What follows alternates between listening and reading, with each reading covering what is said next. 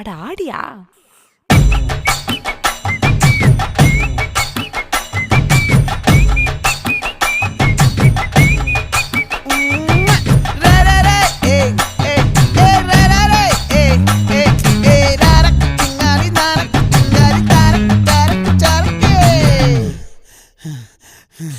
விளைஞ்சிருக்கும் என் வெத்தலை கொடி, அட வளைஞ்சிருக்கும் ஒரு சன்னல் வெடி.